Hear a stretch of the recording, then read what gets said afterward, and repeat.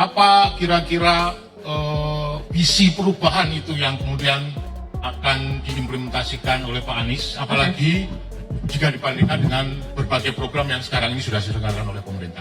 Yang menjadi gagasan dari kita tentang perubahan adalah memasukkan unsur keadilan di dalam kebijakan-kebijakan yang dibuat.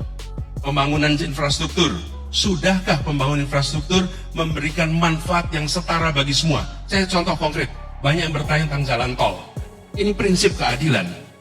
Jadi bukan pada tidak dilanjutkannya, tapi dikerjakan dengan cara yang memberikan keadilan. Bila itu dikerjakan, Pak, apa yang terjadi? Rakyat yang terlewati jalan tol, dia bukan hanya penonton mobil-mobil orang Jakarta berlalu lalang, tapi mereka merasakan keuntungan dari kegiatan investasi di jalan tol. Jadi, nanti perubahan yang akan dirasakan adalah di semua aspek kebijakan, di situ ada unsur keadilan yang harus dihadirkan. Bahwa tantangan ke depan sangatlah tidak mudah.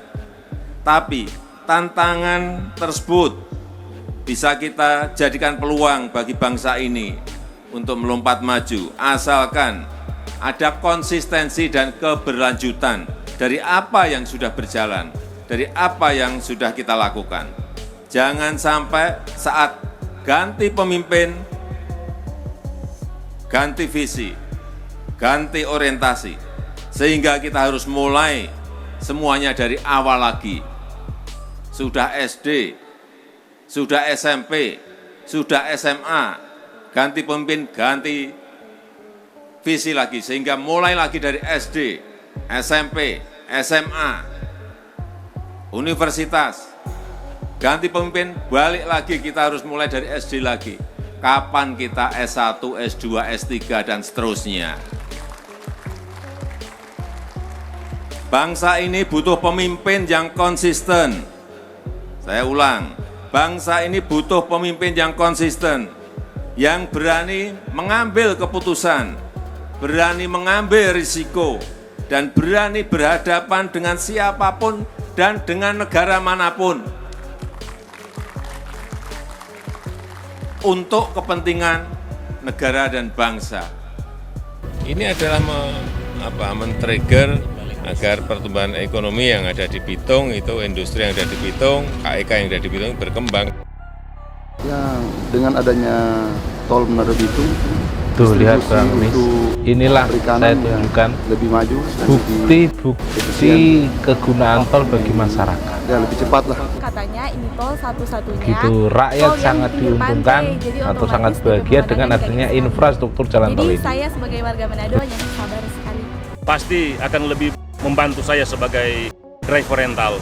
Daerah sini semakin ramai dengan saya semakin laku. Mantap memang ini jalan tol ini. Oke. Lebih memudahkan, lebih mudah, kemudian bisa lebih cepat dan juga lebih murah. Tapi masyarakat diberi opsi-opsi, diberi pilihan.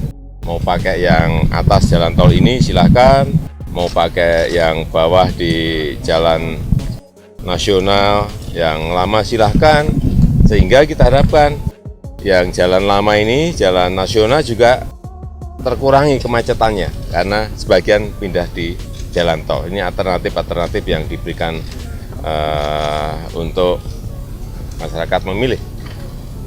Tetapi yang jelas jalan tol ini akan membuat kita lebih cepat, lebih mudah, dan lebih murah. Nah, di sini bisa memperkenalkan jajanan-jajanan khas Madiun. Biasanya orang kan mampir ke sini nanya, Mas, jajanan khas Madiunnya apa gitu kan, kebanyakan kurang tahu. Jadi di sini kita memperkenalkan jajanan khas Madiunnya. Di sini ada brem, sambal pecel, kemudian yang juga lagi ngetren yaitu budel cokro itu. Ada di rest area.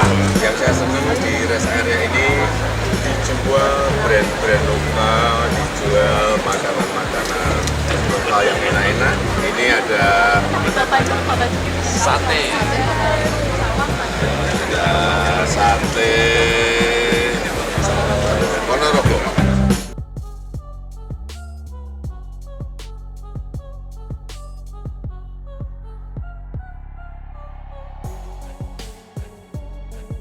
Saya terima kasih kepada Bapak Presiden Karena apa? Bapak Presiden kerjanya sudah nyata, yaitu infrastruktur termasuk jalan tol.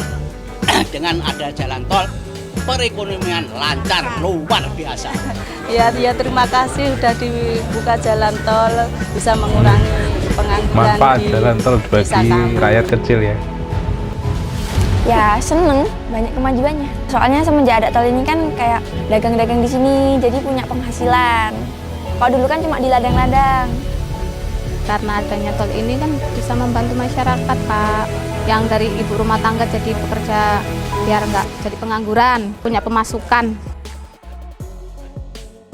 Dengar sendiri kan Pak Anies. Terowongannya bagus. Saya teringat waktu saya di Mekah jadi kayak terowongan Mina lah gitu. Di Indonesia baru lihat ini tol ada terowongannya. Ini harus dilanjutkan Pak Anies. Program kayak gini harus dilanjutkan. Belum pernah ada tol yang pakai terowongan. Mungkin di Sundawu aja yang punya ya. Bagus banget. Bukan dirubah, dilanjutkan Pak Anies. Jangan dirubah. Apa yang Solusi dirubah? banget buat kita. Saya mengucapkan terima kasih kepada pemerintah pusat yang telah membuat tol Bengkulu Tapak Menanjung. Tapi saya lebih berharap lagi tol ini dilanjutkan Pak, supaya akses Bengkulu ini bisa terbuka, terutama tol tahap yang kedua, bisa ke Palembang langsung.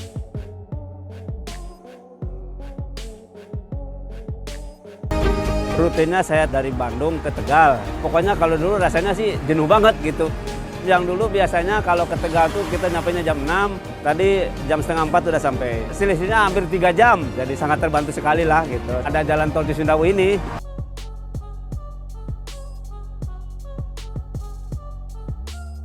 Sebelum ada tol ini, ya waktu itu perjalanan kurang lebih 5 jam, kadang lebih gitu, tergantung keadaan di jalan, kadang macet gitu. Ya Alhamdulillah semenjak ada tol ini, saya perjalanan dari Majalengka ke Bandung bisa 1 jam. Saya tuh rumah di Sumedang, kebetulan sering banget pulang pergi gitu. Kalau dulu mesti macet, terus jalanan belok-belok, terus banyak mobil besar gitu-gitu. Sekarang jalanan luas banget, lancar banget. Pemandangannya ya ternyata kelihatan bahwa Sumedang tuh luas banget.